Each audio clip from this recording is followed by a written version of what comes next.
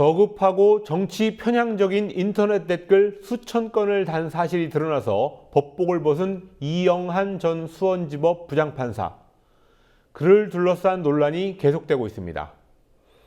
특히 자기가 담당하고 있던 재판과 관련된 기사에도 댓글을 단 사실은 직무상 명백한 위법이라는 지적이 나옵니다. 이영한 전 판사의 변호사 개업을 쉽게 할 수 있도록 대법원이 사표를 얼른 수리해줬다는 비난 역시 가라앉지 않고 있습니다. 성지훈 PD가 보도합니다.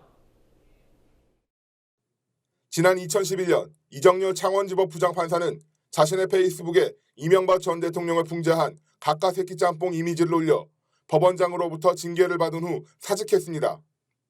당시 이 사건을 보도한 기사엔 이정열 전 부장판사를 비하하는 수많은 악성 댓글이 달렸습니다.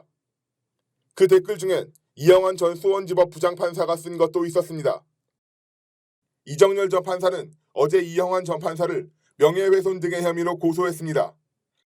이정열 전 판사는 어제 오전 자신의 SNS를 통해 이영한 전 판사를 고소한 사실을 알리며 떳떳하게 실명으로 비판한 것이 아니라 비겁하게 익명으로 숨어서 저열한 언어로 비방, 모욕한 점 등 이영한 전 판사의 많은 언사가 무척 불쾌했다고 말했습니다. 저나 서기호 의원이나 김동진 부장이나 뭐 이렇게 뭐 트위터질이나 하고 무슨 그렇게 페이스북을 왜 했냐 뭐 하여튼 이렇게 좀 일반인이 쓴다고 하더라도 좀 저급하고 좀 그런 데다가 또 그거를 뭐 그 정도 되면 자기를 드러내놓고 실명으로 왜 그랬냐고 그렇게 하면 될 거를 이제 닉네임을 쓰고 익명으로 숨어가지고 그렇게 하는 게 이제 뭐 좀 비열하다 그럴까, 좀 비겁하다 그럴까 그런 느낌이 들었습니다. 이영한 전 판사는 정치적으로 편향된 악성 댓글 수천 개를 인터넷 포털 등에 올린 사실이 최근 드러나 파문이 일자 사직서를 냈고 대법원은 그제 이를 수리했습니다. 하지만 대법원의 사표 수리를 두고 법조계 안팎에서 논란이 일고 있습니다.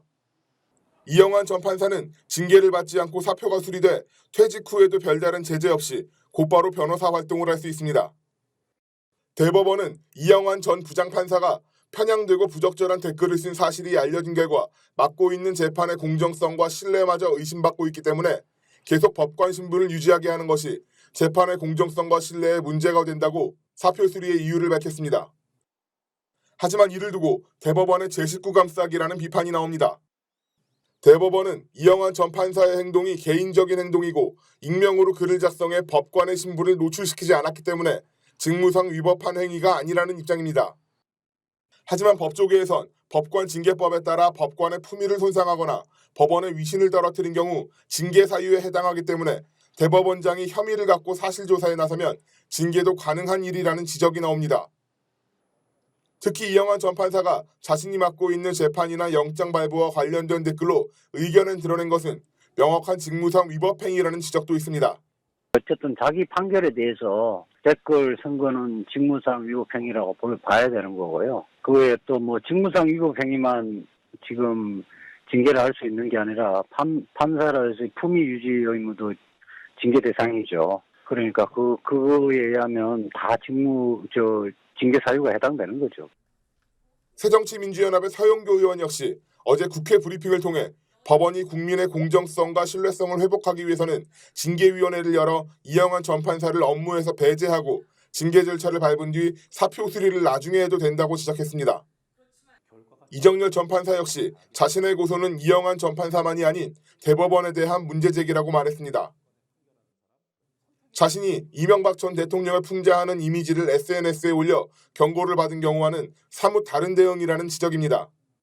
그것은 대법원이 그 사건을 처리를 하면서 형평을 잃고 또 그분이 달았던 이런 댓글의 내용들이 현 정권에 부합하는 주장이나 어떤 생각에 부합하는 그런 내용들이었었거든요. 그래서 그런 사람을 감싸는 그런 내용, 그런 방식으로 업무를 처리를 하니까 다른 것보다 저랑 같이는 안 하더라도 그래도 어느 정도 신용은 해줘야죠. 옛날에 이런 선례가 있었는데 얘는 뭐 징계 얼마 받았었고 그리고 또 뭐 임지도 뭐 정말 뭐 서울에서 제일 먼 데로 보내고 담당 업무도 정말 뭐 저기 이상한 것만 시키고 그렇게 막 온갖 걸로 다 괴롭혔거든요.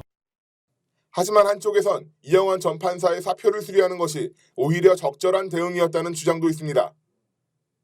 법관은 탄핵이나 금고 이상의 형을 받지 않는 한 파면되지 않기 때문에 징계 절차 중에 이영환 전 판사가 사표를 철회할 할 경우 퇴직시킬 방법이 없다는 것입니다.